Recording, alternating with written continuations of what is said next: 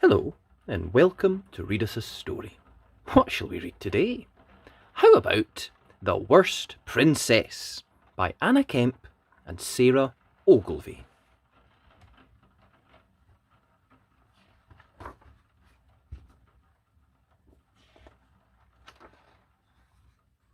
Once upon a time, in a tower near you, lived a lonely princess, the Princess Sue. Someday, she sighed, my prince will come, but I wish he'd move his royal bum. I've waited for 100 years. I'm getting stiff. I'm bored to tears. I've read the books. I know the score. I've grown my plaits down to the floor.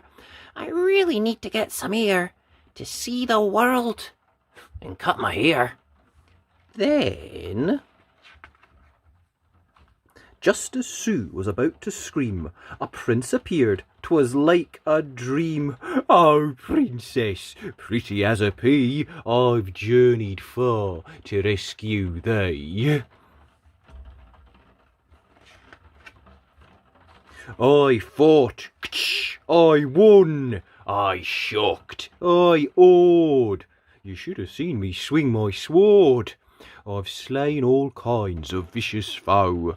That's fab, said Sue. Now can we go? Your true love's kiss should do the trick. So pucker up and kiss me quick.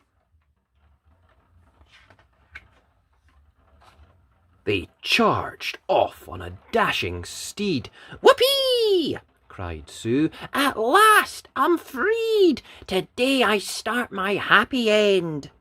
But then she saw around the bend. Where are we going, Prince, my love? Back to my castle, turtle dove, my perfect peach, my precious flower. You have a penthouse in the tower. I'd rather ride a horse, said Sue, and do all kinds of fun stuff too. Too bad, said Prince. You know the rules. Didn't you listen at Princess School? It's me who wears the armour, dear. Oh, you wear dresses, are we clear? Just smile a lot and twist your curls. Dragon bashing's not for girls. Alone in her tower, Sue started to spit. What a disaster! My prince is a twit. Then in the skies she suddenly spied a fearsome dragon with flashing eyes. She didn't run. She had no fear. Instead, she had a bright idea. Hey, you, she called, with the scary claws. Fancy some tea for your fancy fiery jaws? Oh, yes, said Dragon. What a relief. Oh, pesky prince has given me grief.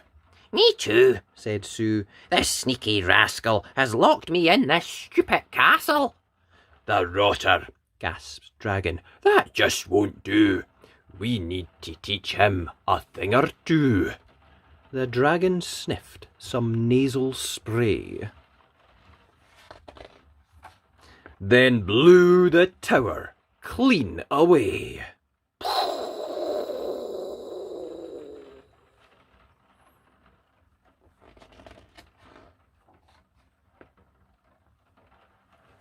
Princess Sue, that's quite enough. The prince was back, and in a huff.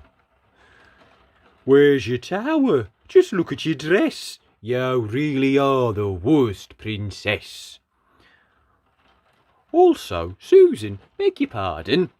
Where was there a dragon in my garden? Perhaps I am the worst princess, laughed Princess Sue. My hair's a mess, my tower's a wreck, but I don't care. I've booked a flight with Dragon Air. The dragon sniffed, then, with two snorts, set alight the princely shorts. From that day on, the newfound friends toured the land from end to end, making mischief left and right for royal twits and naughty knights. You know, Said Sue, as they drank their tea, we're a great team. you and me. The dragon's belly shook with laughter, and they both lived happily ever after. And that was The Worst Princess. About the Three Little Pigs and the Big Bad Book by Lucy Rowland and Ben Mantle.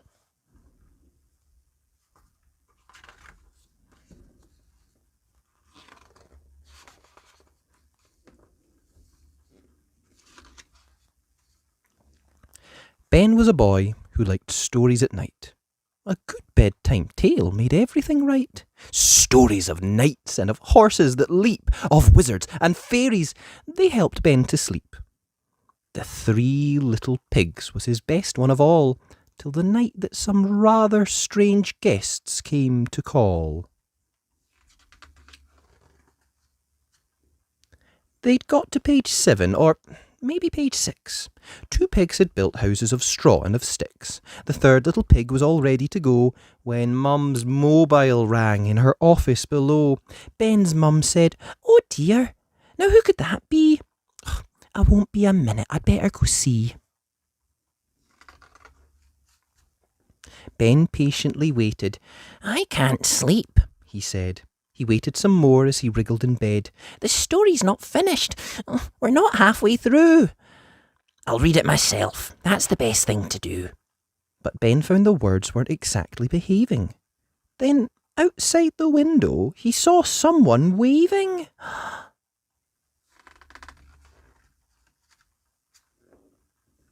"Hello," said a pig as he clambered right in and scratched at the hairs on his chinny chin. "I'm sorry to bother you, really I am, but I'm finding myself in a bit of a jam." "The story's not finished," the little pig squeaked, "and I won't get to sleep now until it's complete." Ben told him what happened and showed him the book. Pig number 1 was just having a look, when outside the window, well, who should Ben see but pig number 2, and then pig number 3. The second pig said, "I've a house made of sticks, but what about him? All he has is some bricks. Our houses are ready, but what about his? The story's not done. We can't sleep till it is."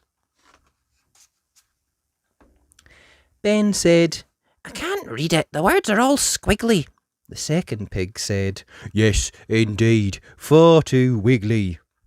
I've not got my glasses, you see, said the third. Without them, I'm sorry, I can't read a word. They started to argue, and Ben felt quite glum. He stared at the pages. Oh, where was his mum? "That's that," said the first pig. "We're stuck on page 7. His eyes grew quite wide as he found page 11. "The wolf!" they all gasped, and they suddenly knew that it wouldn't be long until he'd be here too. Just then came a creak from the old garden gate. Uh-oh, said the third pig. I think we're too late. "Little pigs," the wolf bellowed, "please may I come in?" No, not by the hairs on our chinny chins. The pigs grunted down. "You're not coming inside." "But I'd like to be friends now," the sorry wolf sighed. Go away, the pigs squealed. "We're not coming down." The wolf huffed and puffed and soon started to frown. Then he spotted the chimney, his old favourite trick. The pigs had a plan. "Ben, we need a pot, quick!" They hurriedly set up their trap in the kitchen, while inside the chimney the wolf's nose was twitching. He sighed to himself. "I've been here before." Then he shouted, "This ending again? Are you sure? I'm ever so tired of playing this game," he called to the pigs. "Don't you feel the same?" "Perhaps," the wolf panted, "if I make amends, then maybe instead we could try being friends." "Friends?" the pigs asked, as the wolf lost his grip. "Friends!" cried the wolf as he started to slip. The wolf toppled down. Yes, he skidded and stumbled. "That pot will be hot!" howled the wolf as he tumbled. He took a deep breath and he curled up his feet. Then he fell with a on a soft cotton sheet. The three little pigs asked him, "Are you all right?" "I'm fine," said the wolf, though he had quite a fright. Just then a voice saying, "Bye," from the hall. At last! Mum had finished her telephone call. Ben hugged his book tight. He was pleased as could be as he looked from the wolves to pigs 1, 2, and 3. The story was finished, and now time for bed. Or time for one very last story instead. And that was The Three Little Pigs and the Big Bad Book. Good Little Wolf by Nadia Shireen.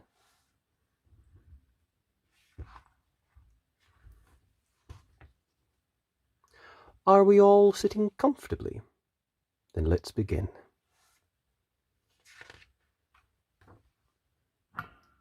Rolf and Mrs. Boggins were best friends. You really are a good little wolf, Mrs. Boggins told him. Rolf liked being a good little wolf.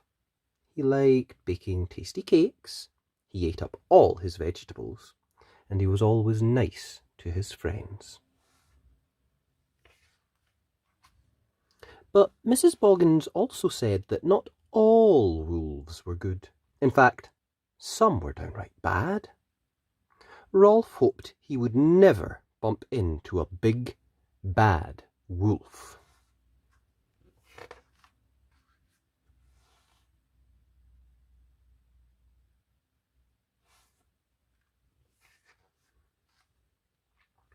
Now, what do we have here?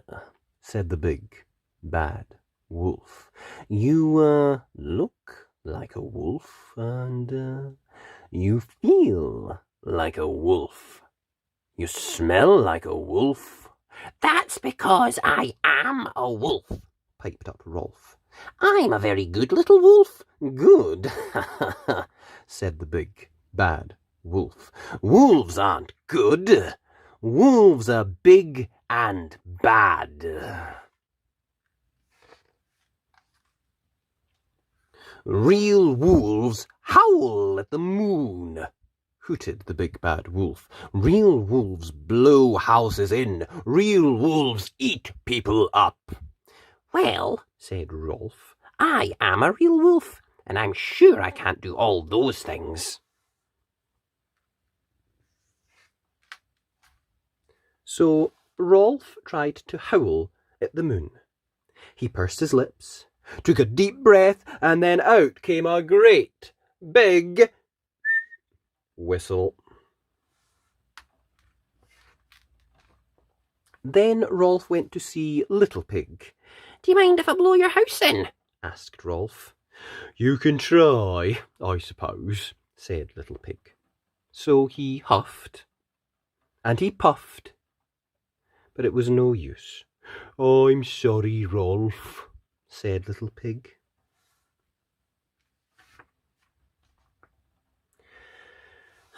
You're right, said Rolf sadly. I'm just not bad enough to be a real wolf. Well, there is one last thing you can do to prove you're a proper wolf, said the big, bad wolf. And suddenly, something quite strange came over Rolf.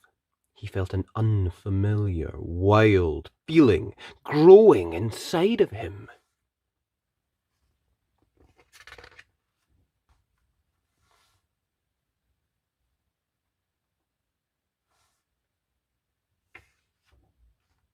Rolf had never felt more like a wolf.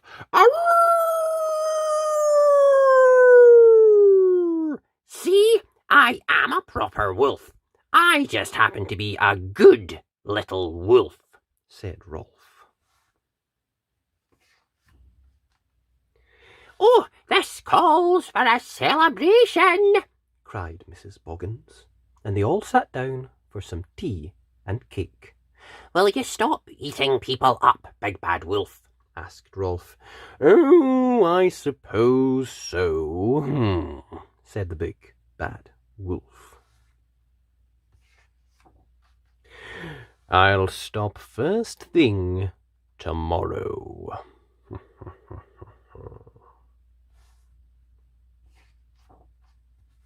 The end.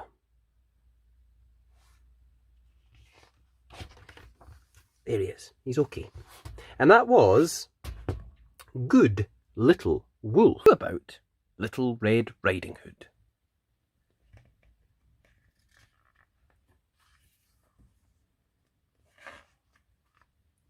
Once there was a girl who had a lovely red coat with a red hood.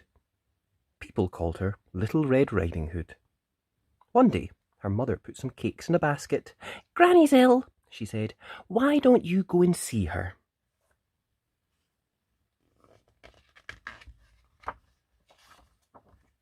So Little Red Riding Hood set off with the cakes. Stay on the path and don't talk to strangers, warned her mum. Little Red Riding Hood reached the woods and saw some beautiful flowers. She wandered off the path to pick some for her granny. As soon as she left the path, she met a wolf. What's in your basket? He asked sweetly. Cakes for my granny, answered Little Red Riding Hood. Where does your granny live? The wolf asked. Further along the path, replied Little Red Riding Hood, in a little cottage. While Little Red Riding Hood picked some flowers, the wolf hurried along the path. When Little Red Riding Hood arrived at Granny's cottage, she called out, Granny, it's me. Come in, dear. The door's open, wheezed Granny.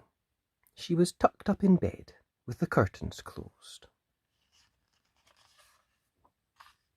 Granny, what big ears you have, said Little Red Riding Hood. All the better to hear you with, my dear, Granny whispered. Granny, what big eyes you have, said Little Red Riding Hood. All the better to see you with, my dear, said Granny. Granny, what big teeth you have, said Little Red Riding Hood. All the better to eat you with, snarled Granny, leaping out of bed. Help! Little Red Riding Hood cried. It wasn't Granny at all. It was the Big Bad Wolf, and he wanted to gobble her up. The horrible wolf chased her round and round the cottage. Help! Help! Little Red Riding Hood shouted. Luckily, a woodcutter heard her calling and ran to see what all the noise was about. The woodcutter saw the wolf and raised his axe. The wolf took one look and jumped out of the window. Oh, thank you, said Little Red Riding Hood. You saved my life. You must never, ever talk to wolves, said the woodcutter. What is that knocking? Little Red Riding Hood rushed over to open the wardrobe where the knocking was coming from. She found Granny safe and well. The wolf had shut her inside. Goodness, thank you, Granny said to Little Red Riding Hood and gave her a big hug. Little Red Riding Hood put the kettle on and they all had cake and a nice cup of cocoa. And Little Red Riding Hood never strayed off the path in the woods again. And that was Little Red Riding Hood about the wolves who came for dinner by Steve Smallman and Joël Dredemy.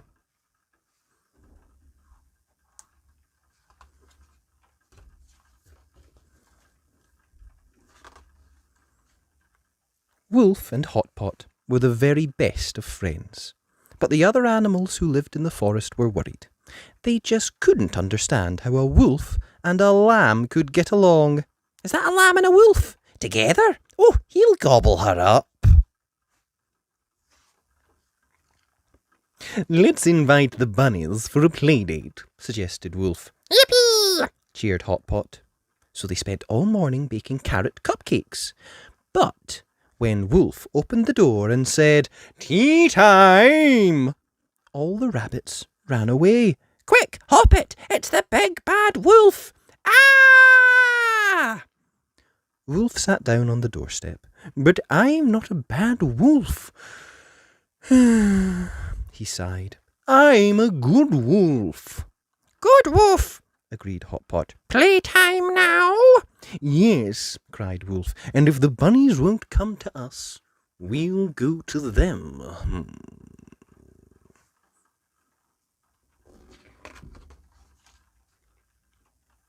Maybe they'll let us join their game, Wolf whispered. But when they tried to play hide and seek, "It's that wolf again! Hide! He'll gobble us up! Run away!" Wolf couldn't understand why the only animal he found was Hot Pot. Your friends are just too good at hiding.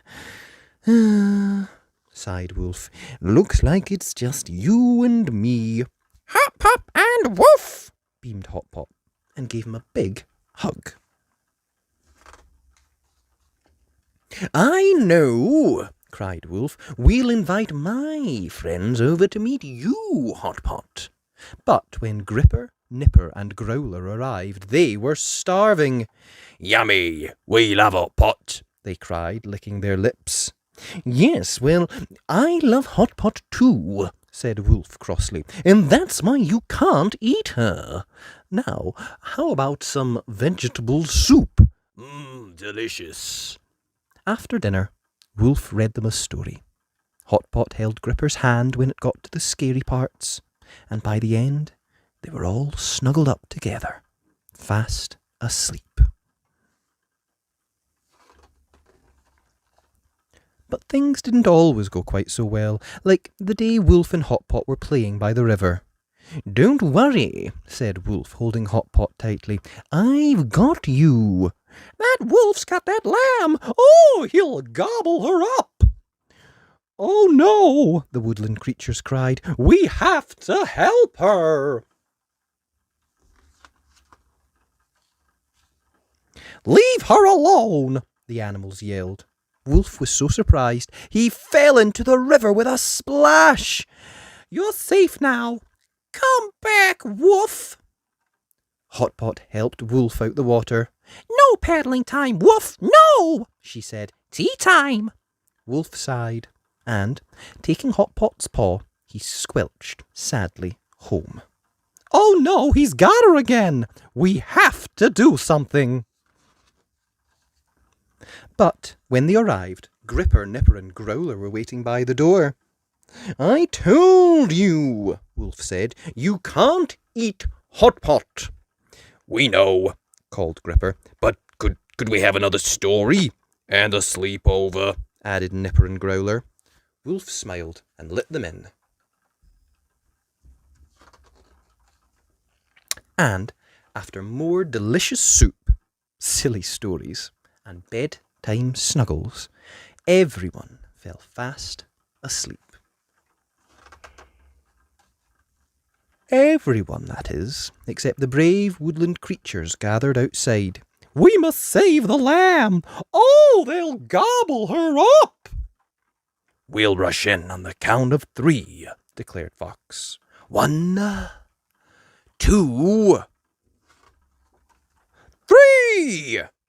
The woodland creatures burst in, but ow!